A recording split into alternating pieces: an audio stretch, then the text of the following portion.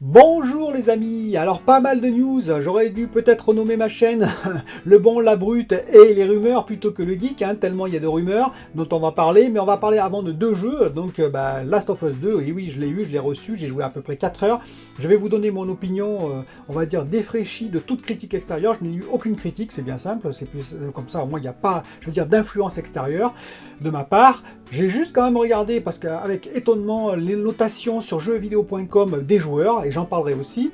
Je vais revenir aussi sur Cyberpunk, et oui, Cyberpunk, le retard, vous savez, ça me fait penser à un vieux sitcom qui s'appelait Dallas, c'était Amour et trahison d'une famille, et c'est un peu pareil, il y a toujours des retournements de situation. Ceci dit, de l'interview qu'ils ont donnée, c'est assez intéressant, parce qu'on peut déduire certaines choses pour la PS5 et la Xbox Series X, donc j'en reparlerai. D'ailleurs, il y a une petite information qui a été donnée par certains youtubeurs qui me semble fausse, mais j'en reparlerai. Les rumeurs, il y a plein de rumeurs. La Xbox Super X ultra puissante, la Xbox Series S à 4 teraflops. Est-ce que la PS5 on aura du Smart Delivery par exemple? Est-ce que la PS5 sortira donc à 599 € ou pas? Il y a eu quelqu'un qui a parlé là-dessus, c'est assez intéressant son avis aussi. Voilà, donc plusieurs news dont je parlerai dans cette vidéo. A tout de suite.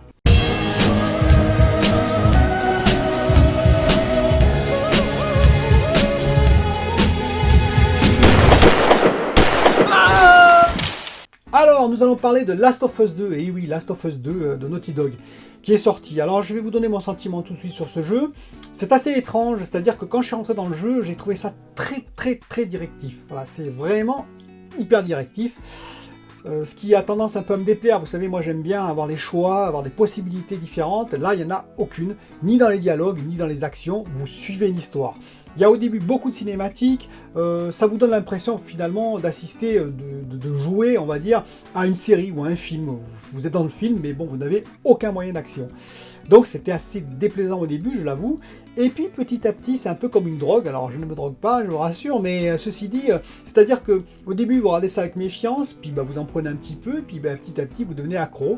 Et c'est un peu le cas, c'est-à-dire que l'histoire se met en place. C'est une histoire très noir, je vous précise, donc il faut avoir le moral, je dirais, pour jouer à ce jeu. C'est une histoire prenante, c'est une histoire assez simple, assez basique pour l'instant en tout cas, mais voilà, c'est une histoire quand même très prenante.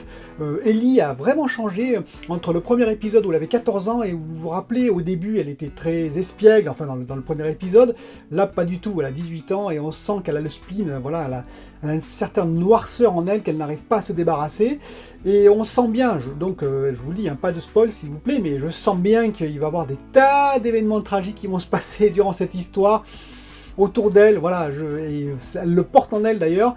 Bon, il y a des actions, enfin des phases d'action qui sont assez intéressantes, où vous faites de l'infiltration avec les infectés et les claqueurs, donc vous devez vous déplacer en silence, c'est pas mal fait d'ailleurs, ou alors vous les affrontez en direct, c'est assez dur.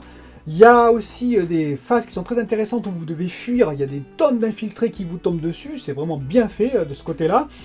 La technique du jeu en elle-même, bon, elle n'est pas transcendante, je veux dire, c'est un bon jeu PS4 techniquement parlant, de fin de vie, mais ce n'est pas aussi onirique, aussi féerique qu'un God of War par exemple, ou j'allais dire Last of Us, qu'un Horizon Zero Dawn. C'est normal, c'est un jeu réaliste post-apo, bon, ça n'a pas du tout la même thématique. C'est bien fait, voilà, je dirais sans plus, mais c'est bien fait. Voilà, donc les dialogues sont très bien, le jeu d'acteur est très bien, Ellie joue très bien, c'est plaisant. Pour l'instant, je dirais quand même c'est plaisant. Alors, il y a eu des notations assez catastrophiques sur jeuxvideo.com de la part des joueurs, qui ont mis 11.7 de notes. 11.7, c'est, je veux dire, le pire jeu qui puisse exister finalement. Quand on regarde la notation, en fait, il y a un tiers qui a mis entre 16 et 20, un tiers entre 0 et 5. Je ne sais pas pourquoi, j'ai pas lu les commentaires, de peur d'être spoilé, donc je lirai à la fin du jeu pourquoi ils ont mis entre 0 et 5. C'est franchement, je pense, un peu exagéré. Je comprends pas pourquoi on met entre 0 et 5, même si c'est, je vous répète, très directif. Et s'il y a des défauts dans ce jeu, oui, il y a des défauts. Par exemple, un claqueur qui vous attrape, vous mourrez tout de suite sans pouvoir rien faire. Je trouve ça un peu limite. Comme aussi la direction très linéaire. Mais ceci dit, il y a des belles phases. Je suis à Seattle, Seattle est bien représenté. Vous êtes en monde semi-ouvert, vous pouvez aller à différents endroits quand même. Donc voilà, je vous en dirai plus sur ce jeu lors de mon avancée, on va dire, mais pour l'instant, c'est assez plaisant, et en tout cas, ça ne mérite pas de 0 à 5. Pour Cyberpunk, Cyberpunk, voilà, retard de 2 mois. Décidément, d'ailleurs, ça a posé un petit peu problème. Il va sortir en novembre, hein, donc le 19 novembre. Et je vous ai dit, fin octobre, début novembre, qu'est-ce qui va sortir aussi? On l'a un peu oublié, hein, Assassin's Creed Valhalla. Eh oui. Donc il va y avoir un petit peu un chevauchement de deux gros AAA, on peut dire. Bref, ça c'est un autre problème. Et donc, pour Cyberpunk, il y a eu quand même quelques news assez intéressantes dans le communiqué qu'ils ont fait. La première, c'est qu'ils ont dit, voilà, le jeu sera compatible Xbox Series X, on le savait, puisque la Xbox Series X est compatible juste à Xbox One, donc il n'y a pas de problème de compatibilité, et il sera compatible PS5 tout de suite. De là, il y a des gens qui en ont déduit, comme ils ont dit tout de suite, que la PS5 et la Xbox Series X sortiraient le 19 novembre. J'ai pas bien compris ça dans ce message. J'ai compris qu'ils seraient compatibles tout de suite, quand les consoles sortiront. Elles sortiront peut-être plus tard. C'est tout ce que j'ai compris, moi. Alors peut-être que j'ai mal compris, hein, mais voilà, moi j'ai compris plutôt ça. C'est-à-dire que c'est pas la date de sortie des consoles le 19 novembre, c'est simplement que quand le jeu va sortir, et quand les consoles sortiront, les consoles next-gen, le jeu sera compatible avec les consoles. Ce n'est pas tout à fait pareil. Ce qui est intéressant aussi, c'est qu'apparemment, là aussi, il y avait marqué Free pour la next-gen, donc ça veut dire que théoriquement, ils vont faire une version améliorée en 2021, et cette version sera le Smart Delivery de la Xbox et Series X l'avait garanti déjà, hein, donc ce sera gratuit pour les possesseurs du jeu sur la Xbox One, mais aussi apparemment pour les possesseurs du jeu sur la PS4. Ce sera à vérifier quand même, parce qu'il y a une autre information, qui est venu d'ailleurs de Sony, qui a dit non, on ne fera pas de Smart Delivery à la Xbox, ce sera chaque éditeur qui décidera. C'est un peu flou ça, hein. Je veux dire, voilà, ils sont pas franchement, on va dire, avancés sur le truc, ils ont laissé un peu le flou, un peu le doute, donc pour Cyberpunk, ça a l'air d'être ok, mais pour beaucoup d'autres jeux, je pense que ça ne sera pas ok. Voilà, tout simplement. Par exemple, pour Last of Us 2, il y aura une version PS5, qui viendra d'ailleurs d'un studio Sony. Je ne suis pas bien sûr qu'on ne devra pas payer pour avoir la version améliorée.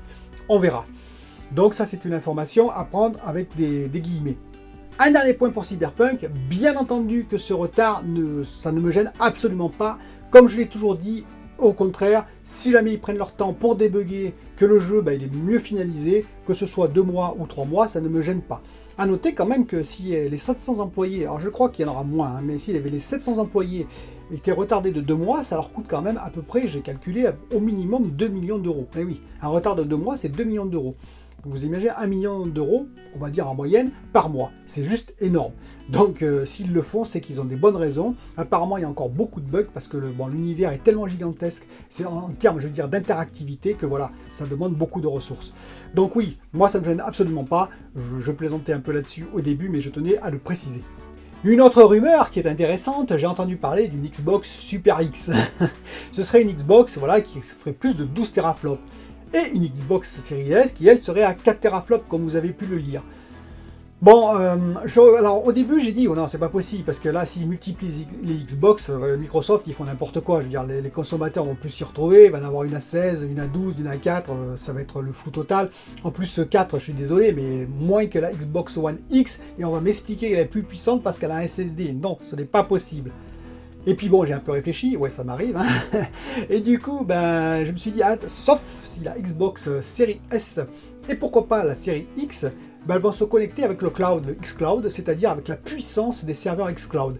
Alors ça va pas être facile à faire pour appareiller les deux puissances ensemble, mais imaginez que vous aviez une Xbox par exemple série S qui est effectivement à 4 teraflops, mais plus pour le streaming, et puis pour tout ce que vous allez faire à l'écran, c'est-à-dire les menus, etc. Mais que cette puissance puisse s'appareiller avec la puissance, on va dire, à distance du serveur, qui lui serait peut-être à 12 teraflops, la même que la série X. Et bien là on pourrait monter soit à 12, soit même pourquoi pas à 16 teraflops. Bon, c'est un peu de la science-fiction, mais pourquoi pas, hein, c'est possible. Hein. Et pour la série X, pourquoi pas la même chose, c'est-à-dire que la Xbox Series X se mettra en connexion avec le serveur xCloud à distance, et on profiterait donc des deux puissances cumulées, c'est-à-dire pourquoi pas 24 teraflops. Bon, Tout ça, c'est entre guillemets, voilà, c'est des bruits, il y a plein de bruits, hein. On va en savoir plus en juillet, parce que 4 teraflops, ça me paraît pas possible, juste une console physique à 4 teraflops, je ne vois pas l'utilité du tout. Ou alors, on va jouer simplement en 1080p, c'est-à-dire on ne jouerait même pas en 4K, ou alors parce que déjà, je vous rappelle quand même que la PS4 Pro fait 4,8 teraflops, on le sait, hein, donc elle est plus puissante que ça, et on avait quand même des problèmes pour avoir du 4K natif. Alors imaginez 4 teraflops, ça me paraît difficile. Je pense plus que c'est une console xCloud, on en saura plus donc en juillet. Autre rumeur, la PS5 donc, ne serait pas à 599 €, ce n'est pas possible, mais à 499 €. C'est Albert Penello, hein, donc un ancien du marketing Xbox, hein, et non pas Sony, qui le dit, c'est-à-dire que pour lui, ils ne peuvent pas reproduire l'erreur, on va dire, de la PS3 à 599 € quand elle est sortie. Hein. Ça a vraiment marqué les joueurs négativement, un peu comme le début de la Xbox One, ça a marqué les joueurs Microsoft un peu négativement. Et donc, ils ne veulent pas reproduire cette erreur, surtout quand il y a une PS4 qui est sortie à 399 €. Vous imaginez, si vous sortez ensuite une console à 599 €, 200 € d'écart, ce serait juste énorme. Donc, pour lui, oui, elle sera à 499 €. Donc, il revient un peu à ce que je dis depuis le début, c'est-à-dire la console physique à 499 € et la console dématérialisée à 399 €. On verra. On verra, parce que là c'est le grand mystère. Sony lance, on va dire, des informations, des rumeurs un peu à contre-courant en disant c'est très cher, on a un peu de mal. On entend plutôt ce genre de discours aussi. Voilà, donc on va voir si effectivement elle est bien à 499 € et la dématérialisée à 399 €. On en saura plus bientôt, j'espère. Et pour finir, on a eu la photo volée, apparemment, hein, la photo volée, ou bon, sortie, on ne sait pas trop comment, de la PS5 qui est sortie d'une usine asiatique, hein, donc où on voit qu'elle est très grande. Alors ça y est, ça commence à s'enflammer de tous les côtés. Eh bien écoutez, moi j'ai fait une petite mesure, j'ai pris la photo, j'ai tout simplement mesuré, hein, et j'ai fait un rapport avec la taille présumée de la personne qui est derrière. Donc j'arrive voilà, à un rapport de 0,25 entre la taille on va dire, de la PS5 et de la personne qui la tient dans les bras. Et ensuite j'ai regardé un peu la taille moyenne dans les pays asiatiques, c'est entre on va dire 165 et 170 cm, ça dépend. Et si vous prenez 165 cm pour cette personne, hein, donc 1m65 on va dire, eh bien ça ferait une console à 41 cm. Environ, hein. Tout ceci c'est assez spéculatif, mais voilà. Donc ce serait effectivement un peu plus grand que ce qui avait été dit, 37 cm je crois. Voilà, c'est pas non plus le double, hein, faut pas exagérer. Et il faut savoir que si vous mettez 170 cm, ça va faire grosso modo 42-43 cm. 1 cm ou 2 de plus. Donc elle sera voilà, entre 40 et 42 cm. C'est effectivement un joli bébé.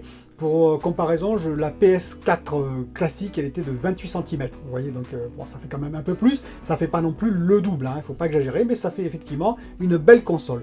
Dites-moi ce que vous en pensez, vous. Est-ce que vous avez eu d'autres rumeurs, d'autres news?